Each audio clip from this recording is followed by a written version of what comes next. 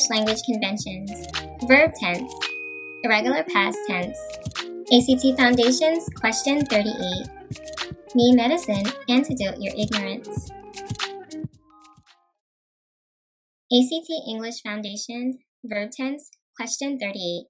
Complete the sentence with the verb in the past tense. The children blank a tower with blocks.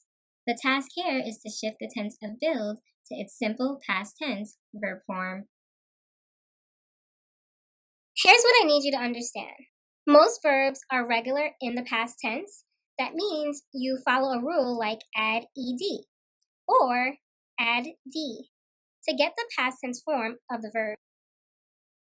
Some verbs are irregular in the past tense. That means you don't follow a rule. Instead, you must remember the past tense form of the verb. Check out this example. Jacob lost his keys. Lost is the irregular past tense form of the verb lose. This is a correct shift, and the overall sentence is formatted correctly. All right, back to our original question, and now for the solution. Build is a simple past tense verb form of build. This is an irregular verb form, so you'll have to commit it to memory.